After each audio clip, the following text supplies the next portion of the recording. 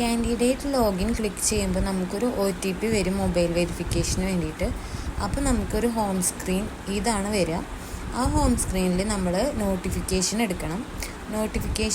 അപ്പോൾ നമുക്ക് നോട്ടിഫിക്കേഷൻ്റെ ലിസ്റ്റ് വരും. അതിൽ ഞാൻ ജൂനിയർ ക്ലർക്ക് സെലക്ട് ചെയ്യുക. അപ്പോൾ അത് നമുക്ക് ചെക്ക് എലിജിബിലിറ്റി വരും. അതിൽ നമ്മൾ ക്ലിക്ക് ചെയ്യുമ്പോൾ നമുക്ക് വേറൊരു വിൻഡോ ഓപ്പൺ ആവും. അതിൽ അപ്ലൈ നൗ കൊടുക്കുക. അപ്ലൈ നൗ കൊടുക്കുമ്പോൾ ഈ ക്വാളിഫിക്കേഷൻ വെച്ചിട്ടാണ് നമുക്ക് അപ്ലൈ ചെയ്യേണ്ടതെന്ന് ചോദിക്കും. അപ്പോൾ അപ്ലൈ വിത്ത് ദിസ് ക്വാളിഫിക്കേഷൻ കൊടുക്കുക.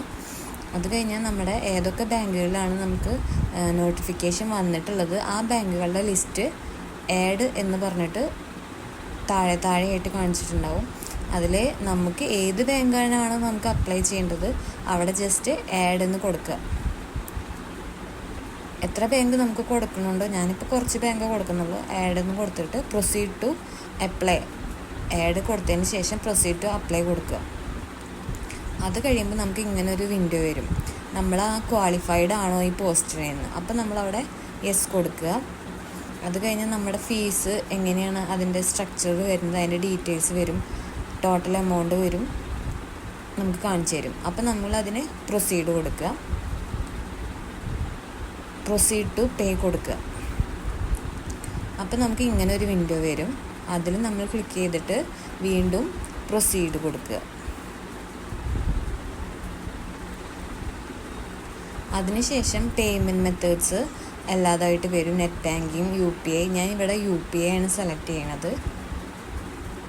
UPI സെലക്ട് ചെയ്തിട്ട് ഏത് UPI ID വെച്ചിട്ടാണ് നിങ്ങൾ പേ ചെയ്യണത് ആ UPI ID നമ്മൾ ഗൂഗിൾ പേന്ന് കോപ്പി ചെയ്തിട്ട് ഇവിടെ കൊണ്ടുപോയി പേസ്റ്റ് ചെയ്യാം, അല്ലെങ്കിൽ അടിച്ചു കൊടുത്താലും മതി. അത് കഴിഞ്ഞിട്ട് പേ നൗ എന്ന ഓപ്ഷൻ ക്ലിക്ക് ചെയ്യാം. അപ്പോൾ നമുക്ക് ഇങ്ങനത്തെ ഒരു വിൻഡോ വരും. ഈ വിൻഡോ വരുമ്പോൾ ഇത്ര സെക്കൻഡ്സിനുള്ളിൽ നമ്മുടെ ഗൂഗിൾ പേക്ക് ഒരു മെസ്സേജ് വരും. ആ മെസ്സേജ് വന്നാൽ നമുക്ക് ആ എമൗണ്ട് ഗൂഗിൾ പേ വഴി പേ ചെയ്യാൻ പറ്റും. അപ്പോൾ പേയ്മെൻറ്റ് സക്സസ്ഫുൾ എന്ന് പറഞ്ഞിട്ടുള്ളൊരു വേറെ വിൻഡോ വരും. അത് കഴിഞ്ഞ് നമ്മൾ അപ്ലൈ ചെയ്തതിൻ്റെ ഡീറ്റെയിൽസിനായിട്ടുള്ളൊരു മറ്റൊരു ഇൻ്റർഫേസാണ് വരിക. അതിൽ നമ്മൾ കൊടുത്തിട്ടുള്ള ബാങ്കുകളും മറ്റു ഡീറ്റെയിൽസും അതുപോലെ തന്നെ പേയ്മെൻറ്റ് ഡീറ്റെയിൽസും വരും.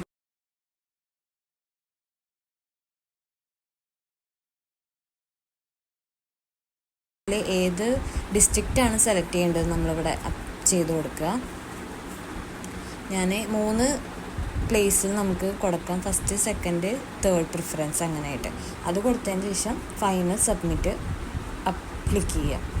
അപ്പോൾ നമ്മൾ അപ്ലൈ ചെയ്തിട്ടുള്ള നോട്ടിഫിക്കേഷൻ്റെ ഡീറ്റെയിൽ